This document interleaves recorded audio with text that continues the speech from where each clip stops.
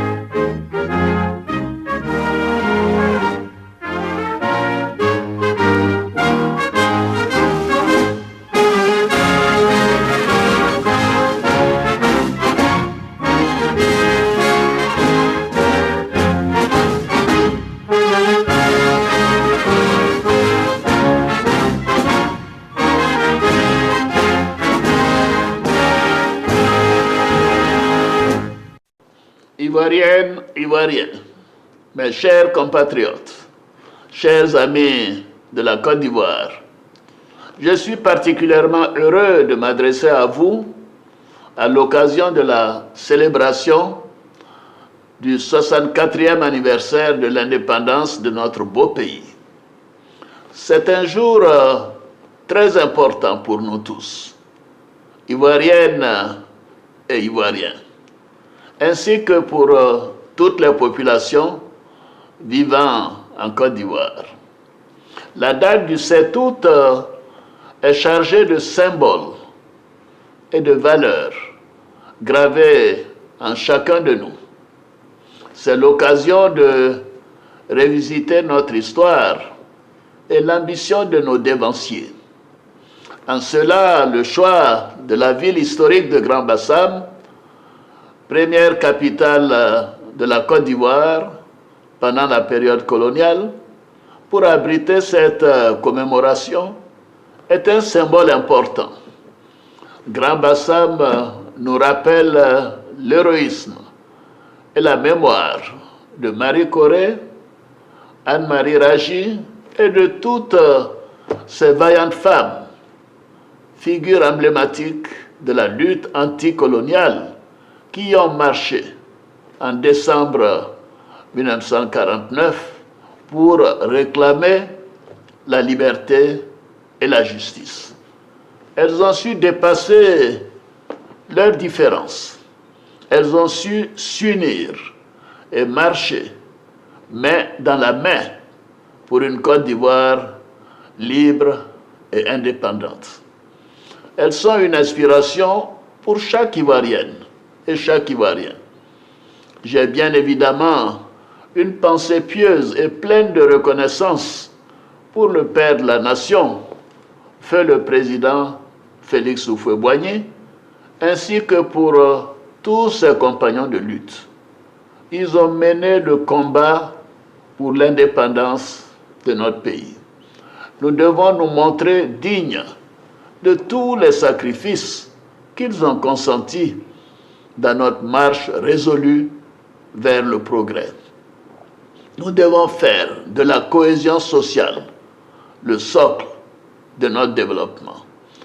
Les valeurs qu'ils nous ont léguées, la fraternité, l'union, la discipline, le travail, doivent être notre boussole et nous guider en toutes circonstances. Nous devons continuer de travailler pour la paix. Rien que la paix sociale, la paix des cœurs. Mes chers compatriotes, la commémoration de notre accession à la souveraineté est aussi l'occasion de jeter un regard rétrospectif sur les avancées que nous avons enregistrées.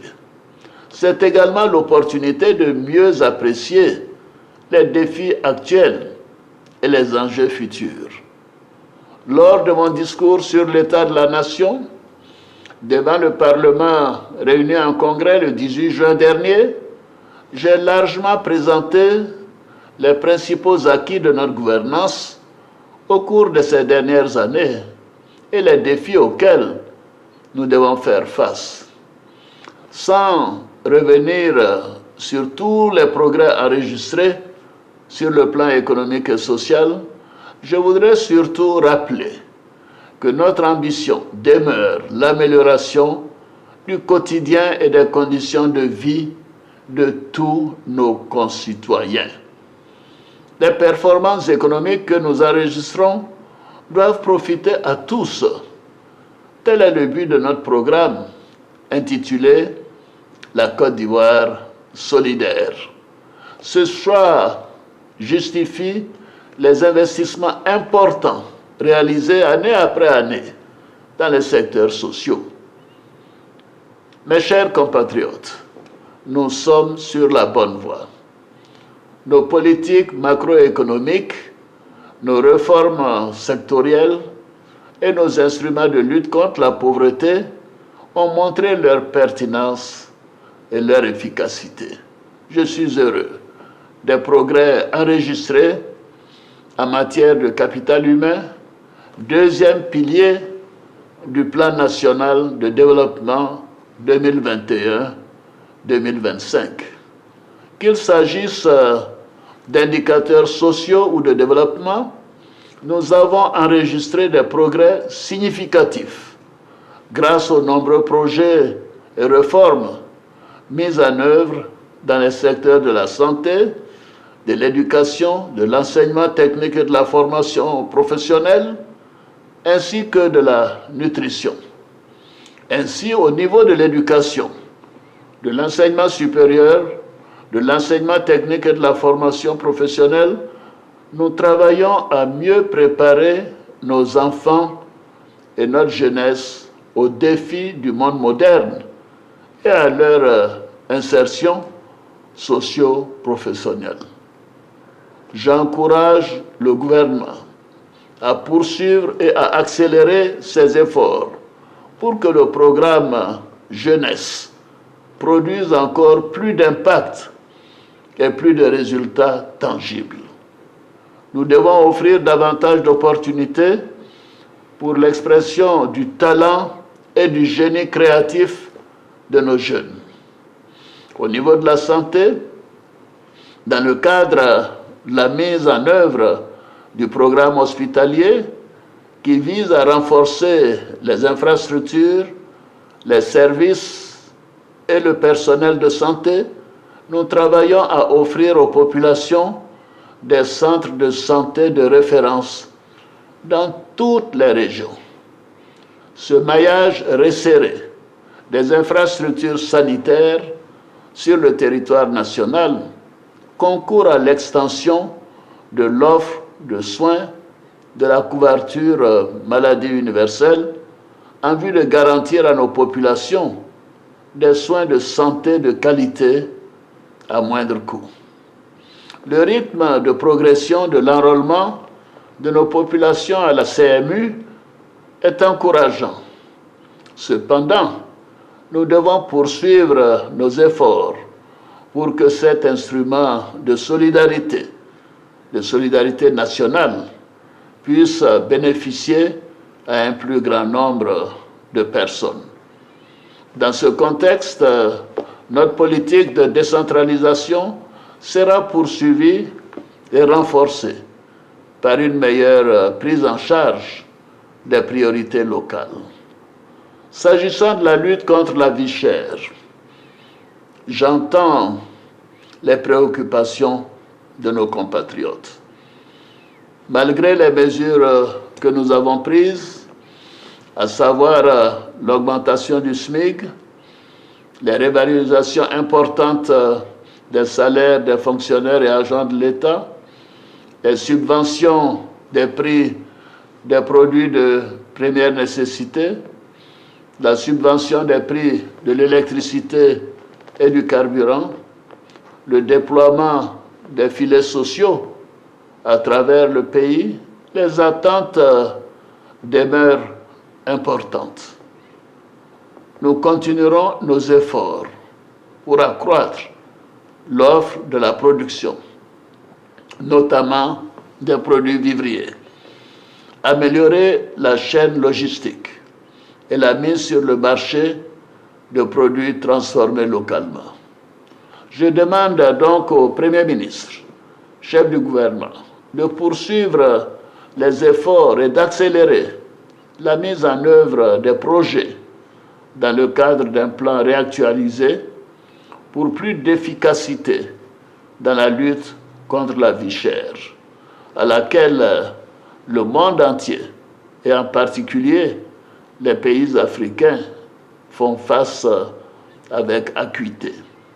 Dans l'intervalle, et s'agissant du cas particulier de nos vaillants retraités qui ont tant donné à la nation, j'ai décidé de les accompagner davantage en instituant le 1er septembre de chaque année une prime spéciale correspondant au tiers de leur pension mensuelle.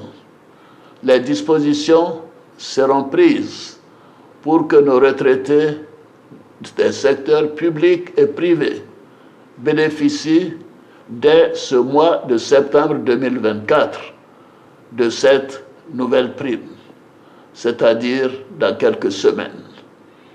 S'agissant du monde rural, nous veillons à poursuivre l'application rigoureuse de notre politique de commercialisation des produits d'exportation en vue de préserver nos producteurs des effets de l'instabilité des cours des matières premières. Nos politiques sociales ont fait reculer la pauvreté en Côte d'Ivoire.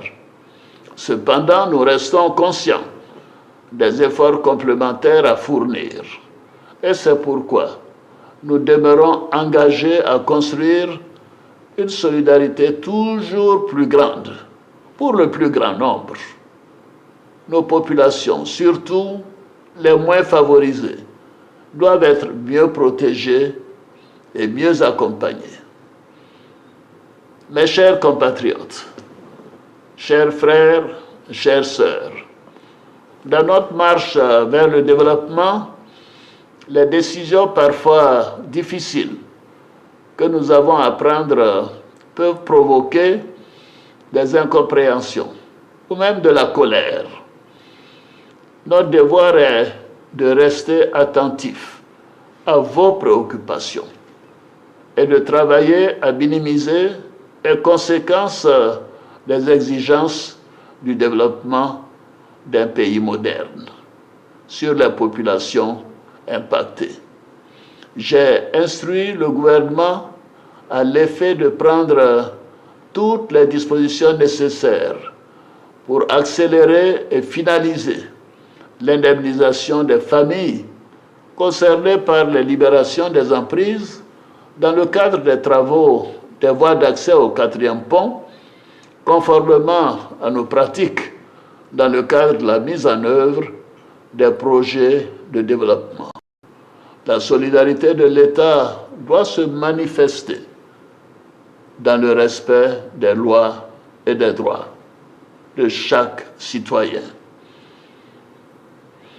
C'est l'occasion pour moi d'exprimer mes regrets pour les pertes en vie humaine enregistrées pendant les fortes pluies de ces derniers mois. Malgré toutes les mesures prises dans les zones à risque, je présente mes condoléances les plus émues aux familles des victimes. Je voudrais à nouveau les assurer de l'assistance et du soutien du gouvernement. Cette situation nous interpelle sur l'importance de l'accès au logement et de l'accession à la propriété immobilière pour tous, quel que soit le niveau de revenu. C'est pourquoi, tirant les enseignements des programmes antérieurs, la réforme du programme de logements sociaux a permis d'intégrer des modes plus flexibles d'accession à la propriété, ainsi que d'une implication plus forte de l'État, notamment dans la recherche de financement plus adaptés. De nouveaux mécanismes mis en place permettront d'atteindre prioritairement nos concitoyens les moins nantis, qui ne peuvent accéder à un logement décent sans l'aide de l'État. J'encourage mes compatriotes à se rapprocher de tous les guichets de ces différents programmes. Mes chers compatriotes, la commémoration de l'indépendance de notre pays est l'occasion de célébrer et de rendre hommage aux forces vives de la nation, nos vaillants producteurs et travailleurs, nos femmes courageuses, notre jeunesse active, notre dynamique secteur privé. Vous faites la richesse et la vitalité de notre beau pays, la Côte d'Ivoire. Bravo et merci à chacune et à chacun de vous. À nos forces de l'ordre, je veux redire la reconnaissance de la nation pour le professionnalisme et le sens du sacrifice dont vous faites preuve au quotidien pour garantir la sécurité à nos frontières et à l'intérieur de notre pays. Vous êtes le rempart qui protège notre oasis de paix et de développement. Pour ma part, mon engagement en faveur de la paix, la sécurité et la cohésion sociale ne faiblira jamais. Dans la droite ligne de l'héritage du président Félix Houphouët-Boigny, la Côte d'Ivoire doit demeurer une terre de paix, d'hospitalité et de sécurité pour toutes ses filles et ses fils, ainsi que pour tous ses habitants. La commémoration de l'indépendance est également l'occasion du pardon. C'est pourquoi, au niveau de la justice, conformément à l'article 66 de la Constitution, j'ai signé un décret accordant la grâce présidentielle à environ 2400 détenus de droit commun, condamnés pour des infractions mineures. Mes chers compatriotes, la commémoration de l'indépendance de notre pays ravive aussi en chacun de nous les valeurs fondamentales de notre belle nation: l'union, la discipline et le travail. Elle nous invite au rassemblement autour de ces valeurs qui fondent notre idéal commun d'une société solidaire et prospère. J'invite donc toutes les populations de Grand Bassam, des villes et des villages environnants au grand défilé sur l'autoroute de l'Est. Venons célébrer la grandeur de notre beau pays à travers le magnifique défilé de nos forces de défense et de sécurité, ainsi que de notre jeunesse, notamment ceux issus des écoles et lycées d'excellence de notre pays. Bonne fête de l'indépendance à toutes et à tous. Vive la République, vive la Côte d'Ivoire, que Dieu bénisse notre beau pays.